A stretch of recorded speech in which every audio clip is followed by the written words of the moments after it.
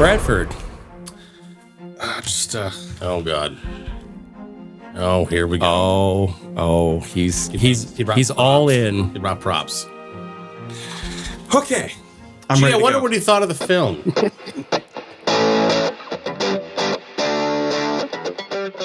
Hey there, it's the Untitled Film Project Podcast. Go see the movie, then talk about it with us.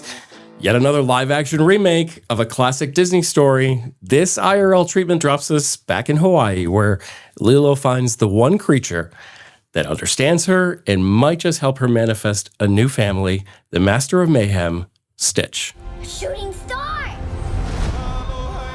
I wish for a friend. Like a best friend.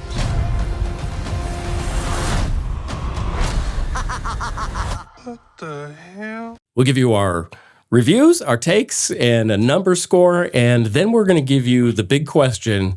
We're going to find out from each of us what actor we think has been an alien LARPing as a human throughout their acting career. Initial reactions, live action, Lilo and Stitch. Let's start with Jeremy Gover. Lilo and Stitch is a cute movie that everyone of all ages is going to love, but it's not special in any way. That is my initial take of Lilo and Stitch, the live action version. Before we get to Bradford, who has a very big connection to this movie, this is a large touchstone in his life. I'm just going to tell you that the original Lilo and Stitch, the animated version, really was fine. I had no special sentimentality about it. It didn't hold a special place in my heart. The live action hit better for me. I didn't see that coming. Bradford. Oh God. Oh, here we go. He's all in. He brought props. Okay. I wonder what he thought of the film. Is he a fan? First of all, happy Asian American Pacific Islander Month. You're welcome. Now, like Jim said, I didn't know what to expect. We all know that we are just so oversaturated with remakes into live action from animated classics. And to me, Lilo and Stitch is an animated classic now. I mean, it's not a young movie. It's no. Old. It's decades old right now. Yeah. So didn't know what to expect. And because I have a connection to it. I love this movie. And it's not just like the Stitch oversaturation that you see in Disney parks now, right? Like there's so much Stitch everything, right? There's Stitch merch everywhere. And it does even get a little bit too much for me, who actually loves the character. It's still too much because they know they're making lots of money on Stitch because people love Stitch. He's cute. He's fuzzy. He's adorable. I get it, but it gets to be too much. So I didn't know how this is going to be taken. I think it's better than the animated. I am not alone. I think it's better. And the reason why is because that extra 20 minutes of runtime allows them to develop the characters a little bit more, because you can do that in a live action. You connect more emotionally to all of the characters, including Stitch, because you're able to, in the live action version of him, even though it's still animated, right? It took even more time to have him express emotion and have him digest information as well too. But then you just see and feel the human element. And you get that in plenty of animated, right? But when you have humans acting and you see emotion and you can feel that emotion and that connection that they have to each other, I enjoyed it even more. I felt more connected because it was live action. Yes. That's not what we have all the time in live action because it feels like a money grab. I feel like they actually took the time on this one to get a lot of things right. And that's Hawaiian representation, Hawaiian culture. They took these necessary steps to do that. Even though there were some things missing that were in the animated version, I didn't miss them, because I feel like they replaced certain things. They made appropriate adjustments to where it didn't feel too cuckoo for Cocoa Puffs, where it could have easily been like Captain Gantu and things like that. It would have been even more difficult. It would have been a challenge. They adjusted appropriately throughout the film. So I enjoyed it. We know families are going to absolutely love this movie. It's going to pull at your heart in all the right ways. It's going to make you feel. It's going to connect with even more people that may be going through the same kind of trauma as well, too, with family, and understand brokenness and loneliness and loss of family. It's going to continue to connect, and that's what is important about these movies. Even with the live action, if you do it right, it has impact on people, and this is going to have impact on people. All right, let's go a little deeper on Lilo and Stitch. One of the things I loved about this movie is there was this like gentility and very human element. Obviously, you know, they've put flesh to these characters, but I'm like, okay, what am I feeling? There's something about this that is drawing me in. It's pulling me in, and I realized, okay, the director, who is Dean Fleischer Camp. Marcel the Shell. This is the guy who was able to bring, you know, that incredible vision to life. And I was like, yes, that has that spirit. Everybody in this movie did a great job. The actors, we'll talk about them in just a second. But there is a feeling in this movie that, unlike some of the other Disney live action remakes, Snow White, where they just seem to like, okay, let's have a character, but let's really focus on the super expansive CGI background of a kingdom or whatever. Here we are in one of the most gorgeous places on earth, Hawaii, yet it is so pulled in and tight focus on these characters that this was a human story. It didn't rely on the setting, even though the setting was great. There was just an element of these are people that you can connect with almost immediately. Loved that feeling. And even bringing Tutu in, bringing an auntie in Hawaiian, in Asian culture, you always have that member of the community that they're not necessarily family, but they're family. Yeah. Right? And I love that element that it really isn't them being alone. They do have other people in their community that are there for them. I really enjoyed the addition of that. That's what I said in my initial take, right? It's those additions that help make it feel more human, because they're not going to be alone. That's just not the culture to be alone. There's always going to be someone in the community, especially with what they've gone through as a family. Yeah. They're not fully going to be alone. There's always going to be some member that's looking out for them, and they're going to have some cuckoo ideas. And I love that, because aunties are always a little crazy. As they should be. And I loved it. Overall, just as we get into it, I love the casting. I think they casted very, very well in so many of these roles, including Pleakley. we can just roll right into him as well. Billy Magnuson. I didn't know, because, I mean, we've only seen trailers and I didn't do too much pre-research. I was pleasantly surprised with seeing so many different people, so many different actors, and hearing so many different voices in here. And I feel like they really nailed a lot of the casting here. Loved he and Zach Galifianakis, a great comedy duo. They really, they brought this thing another breadth of, to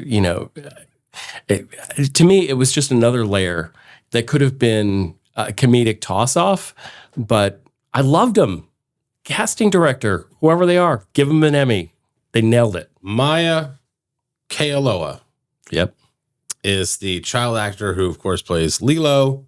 And as we all know on this show, not a big fan of child actors. I expect way too much from them, because there are good ones out there, but yet casting directors settle far too often. So it is only, I credit where it's due, she was great. She had the emotional connection with the character, a CGI character, by the way. Mm-hmm. She had an emotional connection with the family part of it. She had an emotional connection with the audience. And at, I don't know, she's 6 on screen, but maybe she's like 8 or 9 or something. But whatever the case is, she's sub 10, and she was great.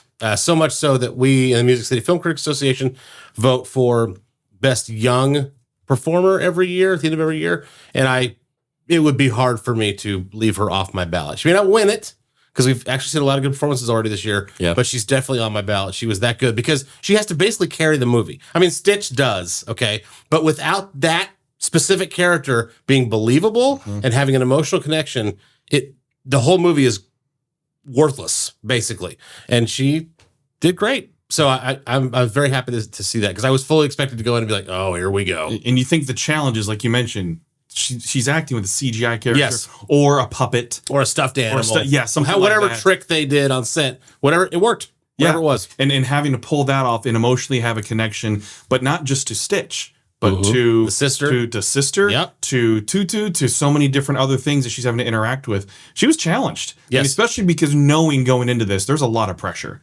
There's a lot of Yep. pressure on Disney to get this right. Yeah. Meaning there's lots of pressure on her to get it right. Whether she felt it or knew it or not, there was a lot of pressure, and she handled it well. And I'll point out to one key moment, and spoiler alert, this is different from the animated feature, near the very end, when Stitch has been recovered from the ocean and he's laying lifeless on the beach and they're crying. And they kept it in where she has snot coming out of her mouth, or out of her nose while she's crying. It was real crying. Like, you could tell it was real. She was able to bring the emotion there to have her nose dripping in snot. I'm not saying this to be ridiculous. No. It was real. Like, that's another part of the human thing. It wasn't just fake tears or something where it's like, okay, we need you to cry. Like, she was bawling. You could feel the connection to the character that wasn't really there in filming. And that right there shows even more just acting chops for young actors. Her like future's that. very bright. Yeah. Yeah, it really is. And this is her first feature. She told her mother before this film, I think when I grow up, I want to be a movie star. And the first thing she tried out for was this role. And maybe because she's that young and doesn't know any better about so much pressure being on it, she was able to just go for it with a kid-like enthusiasm that worked. Loved her. It's not usually like that, kids. No, Just so you know. No. And Lilo had to have lots of confidence in who she was, because Lilo is meant to be weird, right? Yep. So she's meant to carry that confidence in her being weird, but also having that ability to connect with like Stitch and be honest, and to pull back that curtain that she hides behind, because Lilo's hiding behind a curtain of toughness in front of the other girls, which, by the way, I am so glad they kept the mini fight with Myrtle in there where she just shoved her. I'm like, good, we needed that. We need to see that emotion being expressed, because Lilo's going through stuff. Yeah. And she's going to act out. That explains the whole character. So they needed to keep certain things like that in. There were lots of elements they didn't, but little kids bullying and things like that, they needed to keep those elements in there so you connect with Lilo and what she's experiencing through pain. Yeah. Shout out to Sydney Agutong, who played an incredible role. I think the big sister in the animated movie, important, but not nearly as big a role as it is in 2025's Lilo and Stitch. And I related to her. I understood how overwhelmed she was. She was funny. You see why her sister loves her. All these things came across. I've never done this before. I'm kind of inept at it, and I hate that I am, but I'm going to pretend that I'm good. That was so real that I just cared way more in this movie than I did the animated. And they gave her backstory. And that was Yes. important, because it showed that decisions had to be made. She had to make choices. Yep. She's incredibly intelligent, incredibly talented athletically as well. Has a bright future, had a bright future as well, to go on to college to be a marine biologist. And and I'm glad they gave you the backstory, because again, it's the human element, makes you connect more. It's like, she chose family, she's choosing Lilo.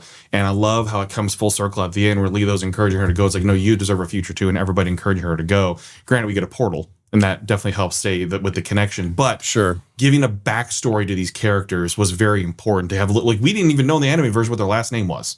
Right. So just a little bit of that makes you feel more of a human connection. And I'm not trashing the anime, and I love it. It's just you're able to do more with this type of live action. You have more time as well, because you don't have to rush it. Like, sometimes animation, especially back then, it's like 90 minutes is about what you capped it out at in the 90s and early 2000s, right? Or an hour 20 is what you'd max out at. Now you can develop even more when it's live action. So they did it right. All right, let's get scores from the Untitled Film Project Podcast crew. Let's start with Jeremy K. Gover. Oh, sorry, that was for my shirt. Sorry, it was not for me. I was not announcing myself. That would be very arrogant and stupid and very unlike me. Maya K. Aloha, I hope I'm saying that correctly. Maya K. Aloha was incredible. Again, not going to win an Oscar by any means, but for her age and experience, which is none, so great because she, again, had to carry the movie in a sense. Like she had to have that kind of connection. Otherwise, it doesn't work. The whole movie does not work. Yep. So that was awesome. What I found really interesting was there's growth in Lilo's character arc and Stitch's for that matter. But let's just go Lilo for a second. There's growth in her character arc running congruently with the story style. Okay. Mm-hmm. So what I mean by that is early on, I'm super annoyed because it's just ADHD filmmaking. She's going off and doing this. She's causing trouble over here. Quick cut, quick cut, quick cut. Here's a shove. Here's the thing. She's late to a thing. No, here's a sister. She's late to work. She's late leaving. Her car won't start. It's just like, oh my God. Like, can we settle down, please? And then eventually halfway through it, it starts to slow down. Meaning the frantic pace, obviously, right? Like there's obviously like life. It was basically life. Yes, right. Yeah. That's my point. So there was.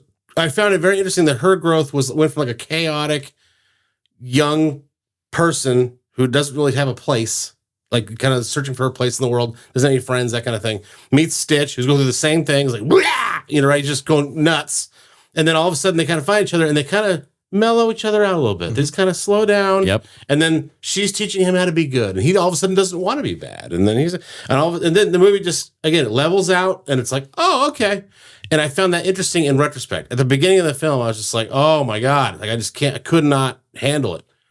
And then I realized, oh, it's because it's symbolic of a young person's growth. So how about that? Yeah, really, really like that. The animation elements were awesome and believable. I believe that Stitch was a real thing. It took me about, I don't know. The fur was so good. The tuft of hair and the fur, yeah. Yep. There's a scene where he's laying on the beach. I don't know if it's at the end or not. I can't remember, but you could see his hair just slightly move, just a little bit of, and I was like, all right, So after the animation beginning, okay, with all the aliens and all that stuff, when they got to Earth, it took me probably 3 minutes to just my brain to accept this is real. Yeah. Stitch is a real thing.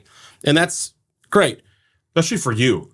Right. That's what I'm saying. Because I usually nitpick that kind of crap because I notice it and it takes me out of the movie. And it did not do that, which is, again, good.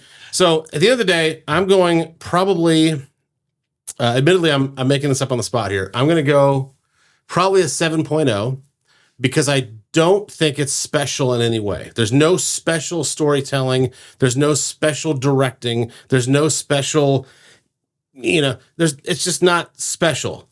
That doesn't mean it's not good. It just means it's not like upper tier. Wow, that was amazing. Everyone needs to see it, that kind of thing. If you go see this, you will enjoy it. End of story, 7.0 for me. Okay. He really makes it sound like a rough 7 for him, though. I know.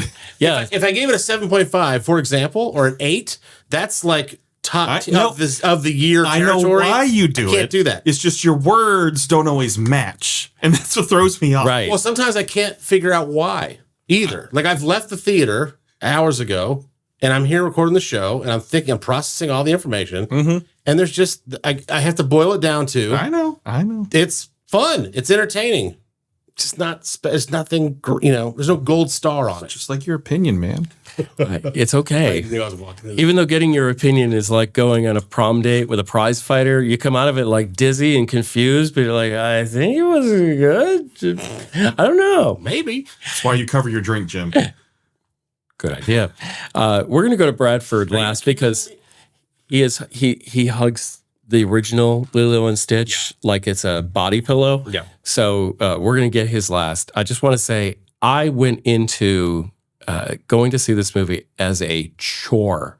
I said, I can't believe they've made this. There's no reason to make it. I'm going to just suffer through it.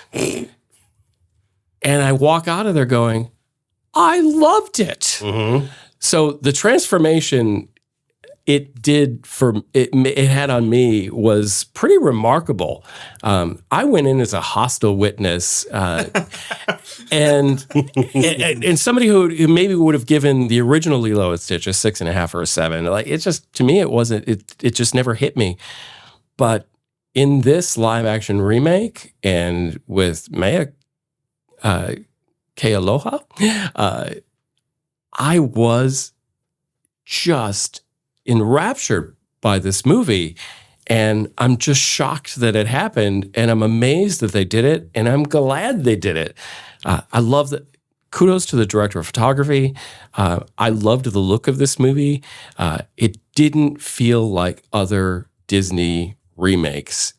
And thank you. Thank you. It wasn't dark. Thank you for bringing, yes, Little Mermaid, which I liked. a fresh, beautiful version of this story that I connected in a much more human way. I don't think I ever felt the parallel storylines of Lilo and Stitch in the original like I do in this movie, of how they do find each other. They do have some things in common, but they're both acting out in a way that comes from a place of darkness, and they bring each other to a great place. And I laughed. I really felt this movie had heart. So I'm giving it a 7.5. I might have even gone 8. Did I talk you out of it? It's this close. Yeah, because I'm going, okay, all right. Was it Sinners? No, it wasn't Sinners. Yeah. But it was so good. It was so impactful. And I walked out of that movie just feeling way better than I did going in. That's awesome. So, I mean, especially for Bradford. how you were going in and to give it that high of a score. yeah. And I think there's going to be a whole bunch of people out there that are going to say, oh, I can't believe I got to bring my kids to Lilo and Stitch. Oh my gosh, my niece is saying she wants to go. Oh, this is going to be torture. It's not going to be torture. This is going to be a pleasant surprise. You'll be fine. It's really good. Like it's so good. And why I have a deep connection to the original is the culture part of it. Just seeing just Pacific Islander representation on screen, the animation style. It, at the moment, was the last animated film to use the watercolor styling right. in hand-drawn animation for Disney. Like, that was huge, and that's why it was so beautiful. Like, I love the look of the original Lilo and Stitch, the animated one, because the animation styling it feels nostalgic now to watch it. Sure. Because just they don't look like that. It's another era. It is. And then it was something that was unique and a unique story, because it wasn't Disney princess. There wasn't a hero and a heroine or anything like that. There's sci-fi involved in it. So I just have all these reasons to have a connection to it, especially while growing up. Even though I was basically an adult, I was still a teenager when it came out. And so I still feel a connection to it. And that's why I love it so much, is all those little check boxes that it checked for me, because it was something different for people. And I think that's when Disney does those types of things, they're just roaring. When they give you something that's a unique story. So that's why I hope Elio is good. Right? Yep. Because it's another one of those unique stories about friendship and found friends, things like that. Cautiously optimistic. Yes. When you come up with something that's original and unique and a little bit out there and you take a chance. Yep. I appreciate it so much more. Unfortunately, Treasure Planet and Atlantis didn't get that in the box office. They have a cult following now, which is great, but they didn't get what they deserved in terms of being a little bit different, especially Treasure Planet. But Lilo and Stitch got that, and it's continuing to have its love. And you see just Stitch, like I said, everywhere. Stitch is everywhere and has been. It's not just because of the movie. Stitch has been everywhere for decades now. Yeah. So much that he's pop culture, he's a meme, and now it's just ramping it up again. And I'm okay with that. I just don't want to see it overdone. Like, remember the Taz and Tweety Bird shirts in the 90s? Oh yeah. A lot. I remember them a lot right now. Watered down. Memes keep happening. Like, I don't want to see that happen to this, because he's a beloved character to me and so much fun. The music was great. I love just the remakes of the music as well, with the Hawaiian roller coaster ride using American Idol, winner with I Am Tongi. I thought it was wonderful. Like, it's a great rendition of it. It's the little touches in there too that they included. Even the intro where she feeds Pudge the sandwich at the very, very beginning. Like, they pay attention to details that they know people are going to look out for. People are going to get past some of the things that were not included, like, again, Captain Gantu. They're going to get past that because there's not a place there where it feels like, well, there's a gap. They took care of any of those gaps. Just the way they brought in Agent Cobra Bubbles. Very different than the animated version, but they filled in the story very well with Tia Carrere, which is great. I love Tia Carrere and having her. Great role for her. Great role for her. Delightful to see her again. Yes. And in this role, she was really good. She was. And they filled in these gaps very well. And then again, of course, hearing Chris Sanders voicing Stitch again is absolutely wonderful. And so I know families are going to enjoy this. I know more than just families. People are going to enjoy this movie. And I feel like if you're looking for just a good family experience to kick off the summer season, because it is now officially a summer movie season and going in a long weekend, this is the perfect family film. Like, it's the perfect family film that people of all ages are going to find something. You're going to find something in the story that you're going to connect to, whether it's loss or feeling alone or feeling like you don't belong or so many different things. You will find something in this story that's going to make you feel. And good movies make you feel. This is a good movie. I give it an 8.0. Okay. Is this going to be an excuse for Disney to make more live action movies, though? That's what I'm worried about, honestly. No, I think you bring up a good question, because I think this is arguably the best live action. You have The Jungle Book. It's a great live action. I did enjoy The Jungle version. Book quite a bit. I enjoyed Little Mermaid. Yeah, no, but I think this is even better I'll give you that. than Little Mermaid. I'll say this. If they bring a live action, if they take another story in the Disney universe and give what they gave to this movie in its own unique way, bring on the live action.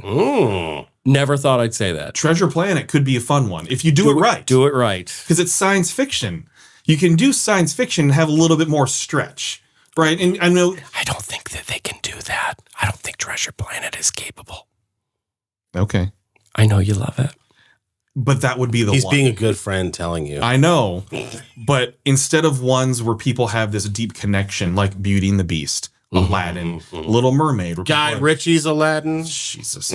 Where people have a strong connection to originals, right? Strong connection.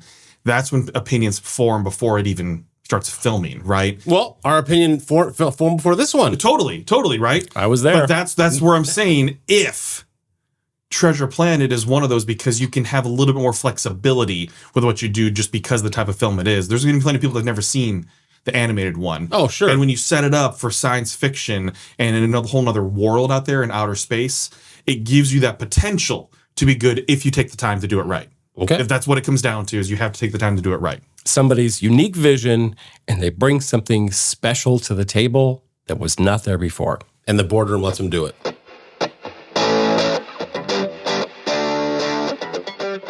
Every Untitled Film Project podcast includes the big question that we would love to hear your answers to. We'll tell you what we think. The question this time around is, what actor has always seemed like an alien LARPing as a human throughout their acting career? Can I ask a question before I give my answer? Sure. Define actor. Actor, actress? No. I mean, like, is one project okay? Or are we talking like a Robert De Niro level? We don't need to put borders on I'm not this. boxing you in or anybody else. Okay, then my whatever you answer want. is Michael Jackson. Okay. I'm a That's- huge, all right. huge Michael Jackson fan. My son has taken lessons from Nick Bass, who hip hop lessons for 4 years, competitive dance. Nick Bass, of course, danced with Michael Jackson on This Is It tour, or was going to, obviously, Right. Dance with This Is It tour, and you can see in the documentary, which is highly recommended, by the way. So I'm a huge Michael Jackson fan, but the fact that he, always had the face surgery and always had this and that, and then because the whole rumors of sleeping in the hyperbaric chamber and blah blah blah, all this craziness, true or not, he had this vibe of like he's not from here, and then in Men in Black 2, he spoofed himself. They made a phone call and he was on the screen and it was awesome. Have you seen the videos of Spike Lee being interviewed about Michael Jackson and how he had his deep voice when he really wanted to get your attention? Yes. Those videos of Spike. They're amazing. It's like, amazing. Incredible. Hey man, we should do that. I know, yeah. And It's Michael. there's no recording of it anywhere that we know of. Wouldn't allow that. 2,000 Watts, fun fact, tangent, is the only song that I know of that Michael Jackson released now, not, somewhere on a hard drive, but that he released on an actual album on Invincible where he used his actual voice.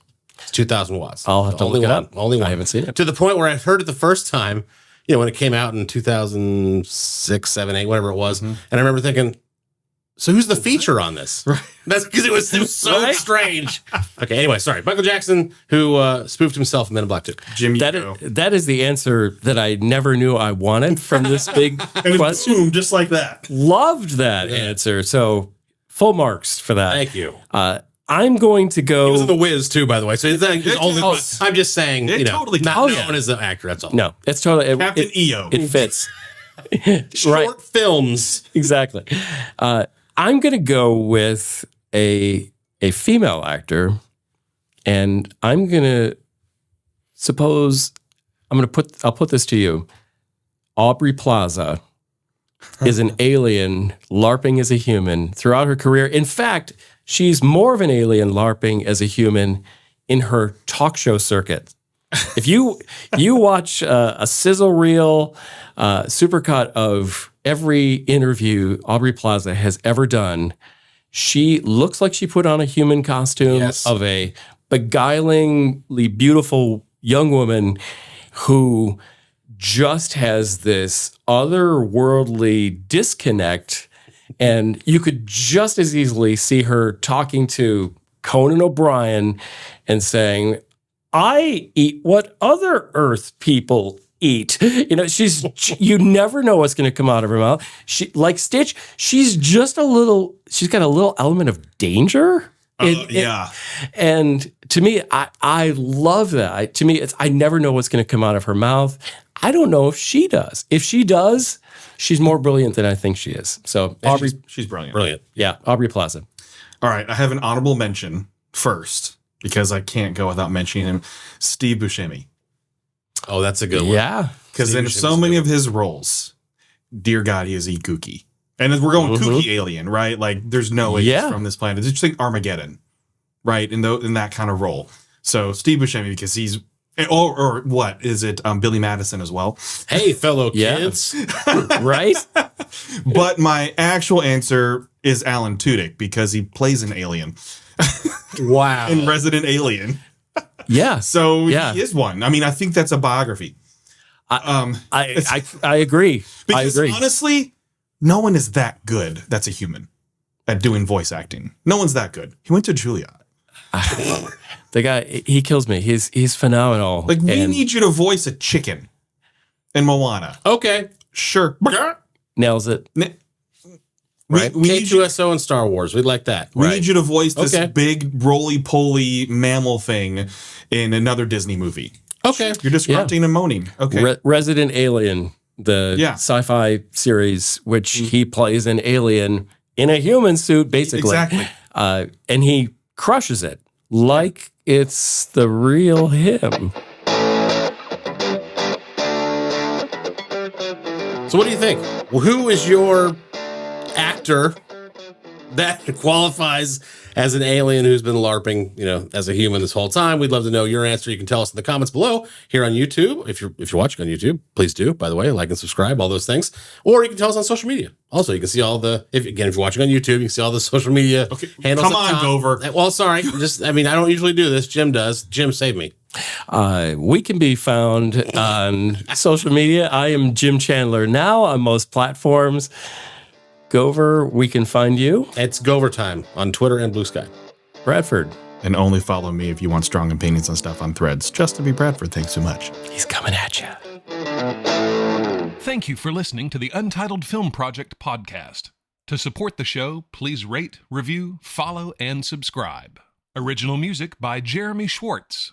Special thanks to the Music City Film Critics Association. Editing and post-production by Jeremy K. Gover. Voiceover by Chad Bennett.